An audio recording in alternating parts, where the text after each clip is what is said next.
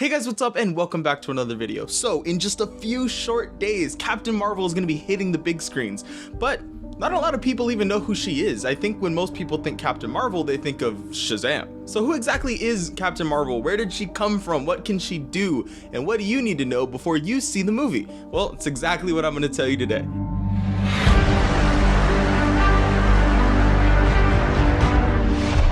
So Captain Marvel, she is originally born on Earth under the name Carol Danvers. When she grew up, she went on to become a pilot for the US Air Force. She was determined, she was very focused, and she persevered until she became what she wanted to become. And once she got there, she was alongside her friend, Maria Photon Rembo, Mambo.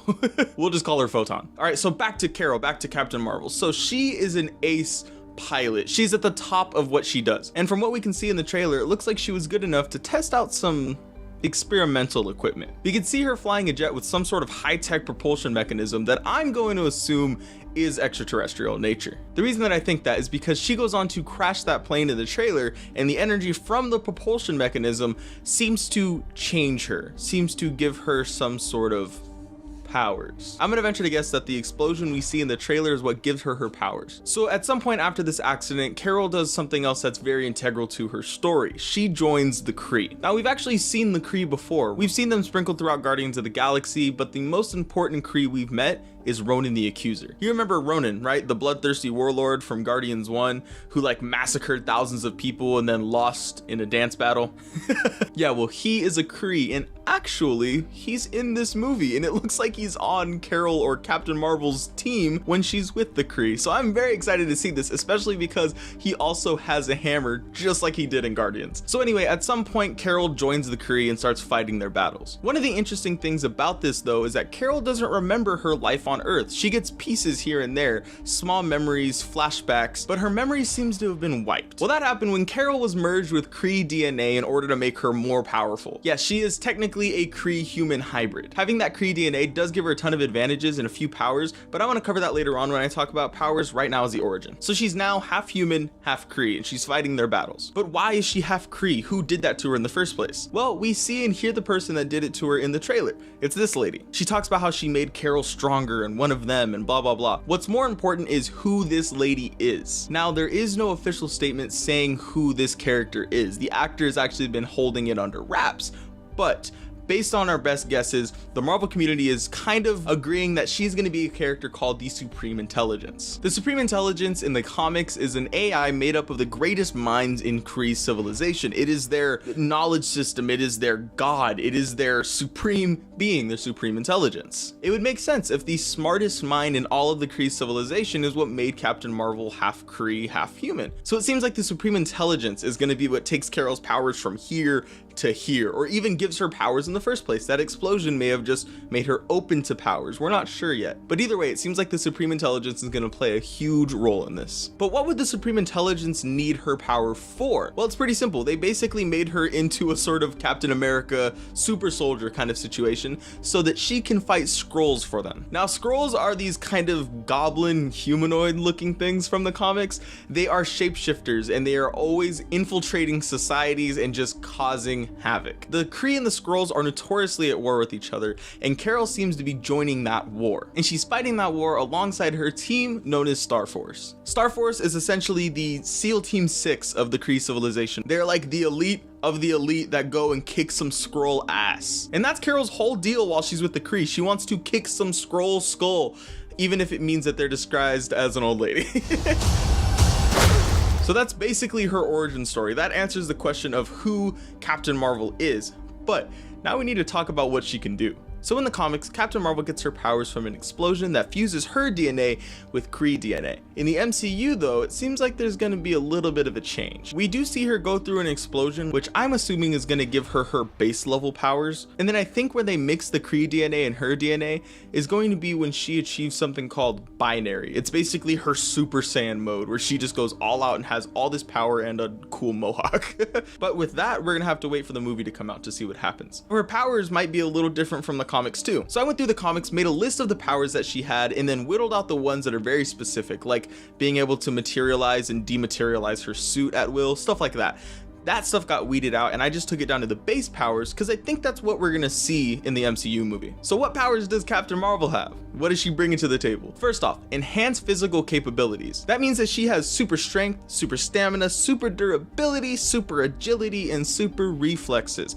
God, that was a lot of saying the word super. I don't ever want to say it again now. But we've seen that before. I mean, that's basically Captain America's power set. Well, something else that she brings to the table, and something that I love seeing, she can fly. Now, her flight is unassisted. There is no propulsion. She's not throwing a hammer that carries her. She is using her powers to fly. And one of the coolest things is that she can fly in space. And that's not just in the comics, we even see it in the trailer. She can fly in space and survive there. Eat your heart out, Star-Lord. Now moving on to probably her most recognizable power, her energy manipulation. Whittled down to its most basic form, her energy manipulation powers come down to two things: energy absorption and photonic blasts. Basically, she can absorb energy and shoot it back out. That's what we see her doing in the trailer when she annihilates that jukebox. She like puts her fist out and she's like,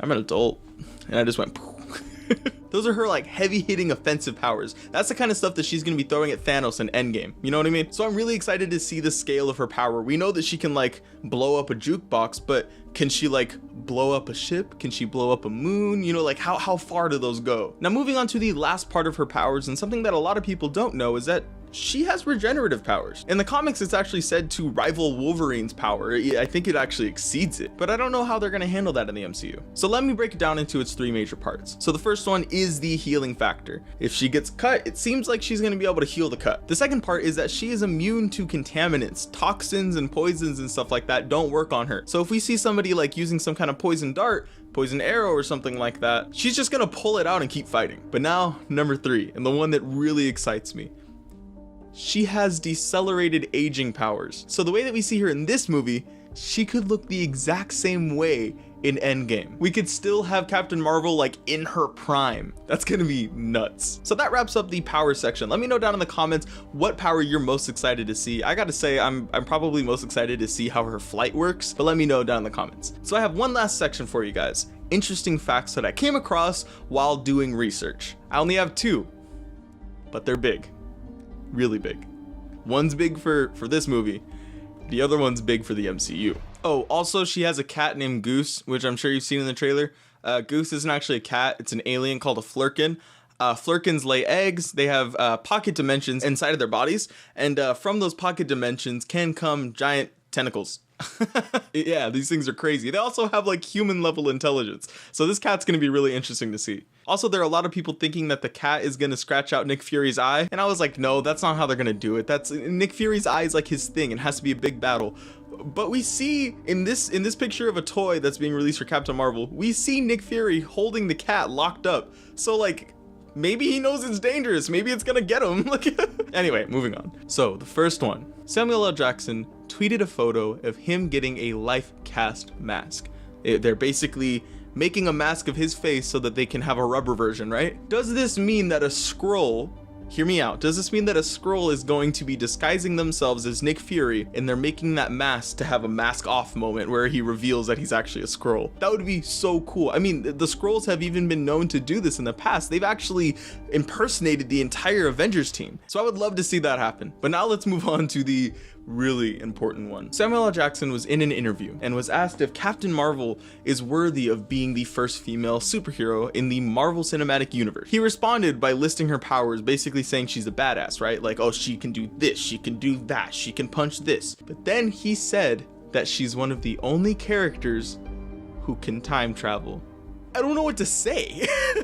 Is this gonna be how we see the time travel that everybody's theorizing about in Endgame? I know we always assume that it would be like using the time stone or going into the quantum realm to travel through time, but what if they just get Captain Marvel to help? That is a bombshell. That is crazy. Honestly, I can't wait to see how that works out. When is she gonna time travel? How does she do it? Like, thank you, Samuel L. Jackson, for giving us that tidbit. thank you. So anyway guys, that is all I have for you today. Thank you so much for watching. Let me know down in the comment section below, are you excited about Captain Marvel, and what are you most excited to see? And hey, while you're down there, make sure to click like on the video if you enjoyed it, and subscribe while you're down there if you haven't already. We have a great little family here and you would look great in it. Guys, I will see you soon with another video, maybe even talking about what I thought about Captain Marvel. But until then, I hope that this gives you all the information you need to go see the movie, and I will see you soon in another video. But until then, go do some good stuff. Later.